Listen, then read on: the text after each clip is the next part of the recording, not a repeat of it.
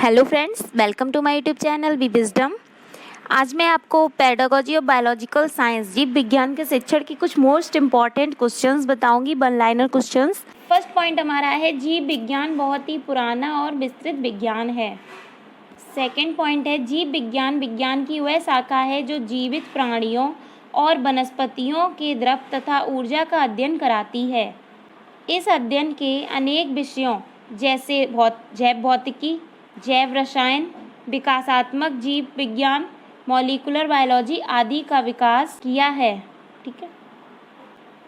आज जीव विज्ञान के प्रमुख 3 उद्देश्य हैं। जीव इस संसार को समझना और उसके प्राणियों की एक दूसरे पर निर्भरता, जैव वैज्ञानिक विधियों के उपयोग का प्रशिक्षण, जैव वैज्ञानिक दृष्टांत घटनाओं के प्रति वैज्ञानिक अभिवृत्ति का विकास।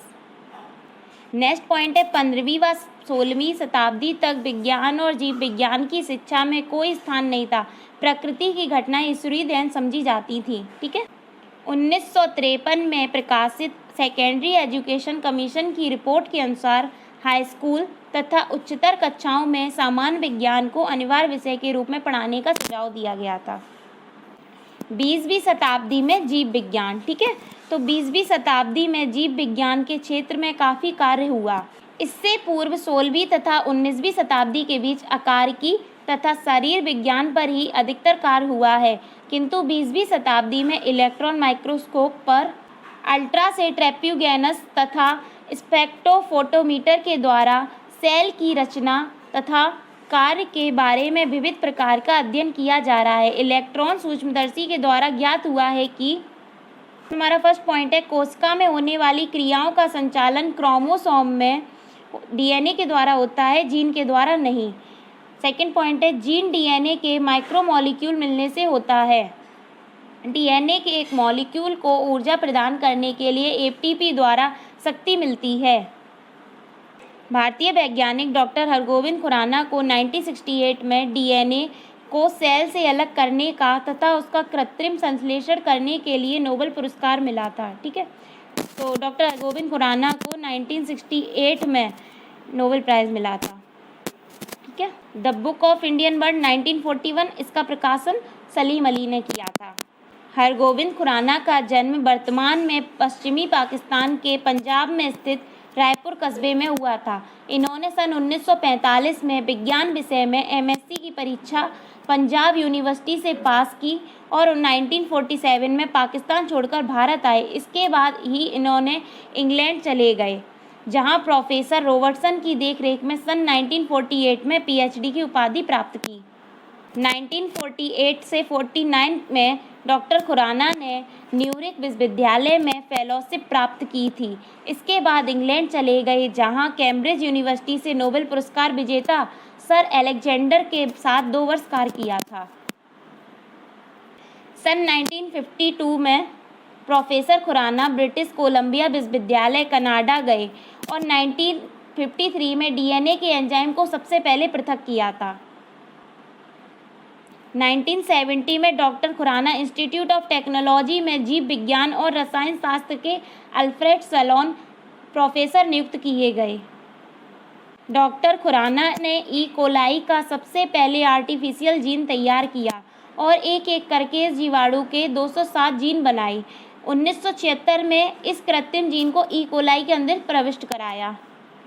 1969 में डॉक्टर खुराना को पद्म विभूषण, इनको पद्म विभूषण और नोबेल पुरस्कार दोनों से ही सम्मानित किया गया था। नेक्स्ट पॉइंट है भारतीय जीवाश्म वैज्ञानिक प्रोफेसर बीरबल साहनी थे। नेक्स्ट पॉइंट जीव विज्ञान की प्रकृति, संप्रत्याय विधियां तथा सामाजिक पक्ष को मिलकर बननी है।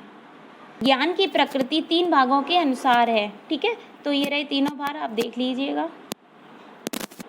कुछ प्रमुख भारतीय वैज्ञानिक सलीम अली, जगदीश चंद्र बसु, डॉक्टर बीरबल साहनी, डॉक्टर हरगोविंद खुराना।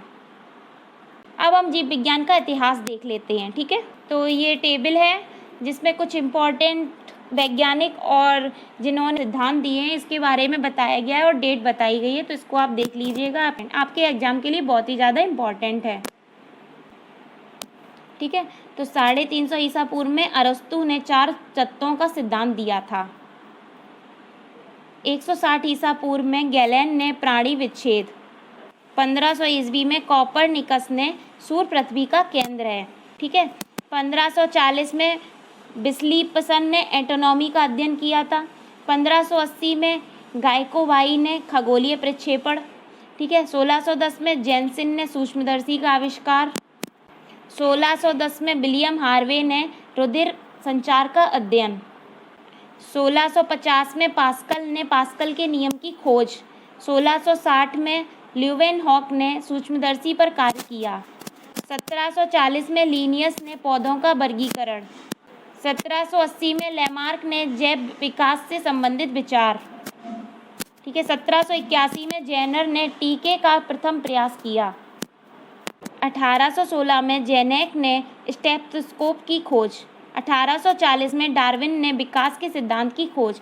1860 में पास्चर ने सूक्ष्म जीवों का अध्ययन। 1896 में एडजेन ने एक्सरे। 1910 में पेवलाव ने अनुकूलित अवस्थाओं का अध्ययन। 1912 में हॉपकिंस ने विटामिन की खोज। 1928 में फ्लेमिंग ने पेनिसिलिन की खोज। तो ये कुछ इम्पॉर्टेंट टेबल थी जिसमें मैंने आपको कुछ खोज और अध्ययन के बारे में बताया। इनकी आप डेट याद कर लीजिएगा और अध्ययन देख लीजिएगा। ये आपके एग्जाम के लिए बहुत ही ज़्यादा इम्पॉर्टेंट होगी। ठीक है। इसको आप अच्छे से देख लीजिएगा, स्क्रीनशॉट ले लीजिएगा। और अगर आपको हमारा वीडियो पसंद आए तो please like share and subscribe करना मत भूलिएगा। Thank you.